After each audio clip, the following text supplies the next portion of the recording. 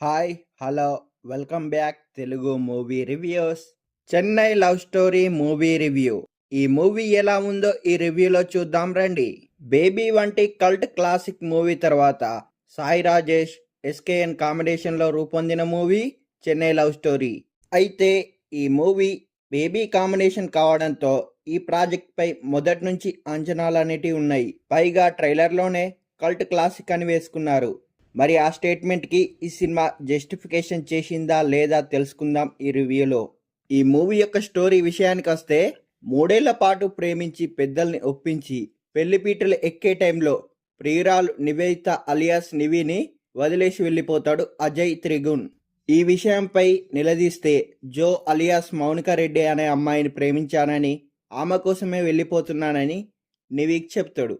ప్రియుడితో పెళ్లి క్యాన్సిల్ అవడంతో డిప్రెషన్లోకి వెళ్ళిపోయిన నివి తన ఫ్రెండ్స్తో కలిసి చెన్నైకి షిఫ్ట్ అవుతుంది. అక్కడ తాగుడుకి బానిస అవుతుంది. అదే టైంలో నివికి అలాగే ఆమె ఫ్రెండ్స్కి దేవుడు అలియాస్ స్టీవెన్ శంకర్ పరిచయం అవుతాడు. అతను డైరెక్టర్ అవ్వాలని చెన్నైకి వస్తాడు. డైరెక్షన్ ఛాన్స్ కోసం బాగా స్ట్రగుల్ అవుతుంటాడు. మొదట్లో స్టీవెన్ అంటే నివికి నచ్చదు. ఒక దశలో అతనితో పెద్ద గొడవ కూడా పెట్టుకుంటుంది నివి. కానీ అతనిపై జాలి పడుతుంది తర్వాత. అయితే స్టీవెన్ శంకర్ ఫ్యాషన్ చూసి డైరెక్టర్ పి వాసు వద్ద అవకాశం ఇప్పిస్తుంది నివి. ఆమె చేసిన సాయానికి స్టీవెన్ ఆమెకు దాసుడైపోతాడు. దీంతో ఆమె ఫస్ట్ లవ్ను మర్చిపోయి స్టీవెన్ పెళ్లి చేసుకోవాలని నివి డిసైడ్ అవుతుంది. అదే సమయంలో స్టీవెన్ కూడా తన మొదటి సినిమాకు అవకాశం సంపాదిస్తాడు. అంతా హ్యాపీ అనుకున్న టైంలో వీరి జీవితాల్లో ఒక ఘోరమైన సంఘటన చోటు చేసుకుంటుంది. అదేంటి, దానివల్ల వీరి జీవితాలు ఏమయ్యాయి అనేది తెలియాలంటే మనం మూవీ చూడాల్సిందే. ఒక విషయం గురించి మాట్లాడుకోవాలంటే, ముఖ్యంగా ఈ మూవీలో హీరోయిన్గా నటించిన శ్రీ గౌరీప్రియ ఎక్కువ మార్కులు కొట్టేసింది. ఈమె లుక్స్ ఎంత నేచురల్గా ఉన్నాయంటే ఆమె పర్ఫార్మెన్స్ కూడా అంత నేచురల్గా ఉంది. ఇప్పటి వరకు కిరణ్ అబ్బవరం చేసిన సినిమాల్లో బెస్ట్ పర్ఫార్మెన్స్ ఇచ్చిన సినిమా అంటే ఇదే అని చెప్పాలి.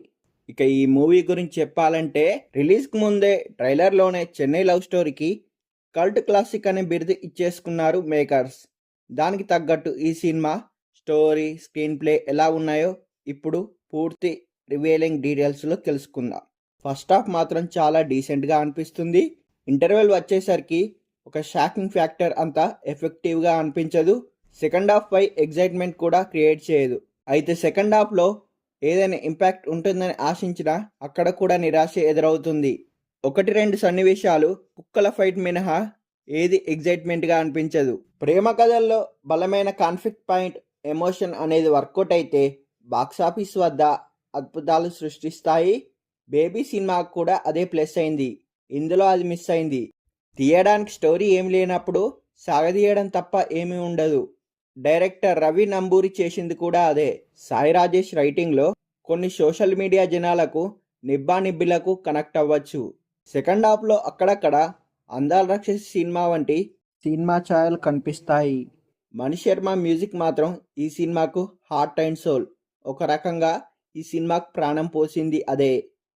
మొత్తంగా చెప్పాలంటే Chennai love story, colour photo, baby వంటి హార్ట్ హిట్టింగ్ లవ్ స్టోరీలతో యువతను ఆకట్టుకున్న సాయి రాజేష్ చెన్నై లవ్ స్టోరీతో ఆ మ్యాజిక్ రీక్రియేట్ చేయలేకపోయాడు.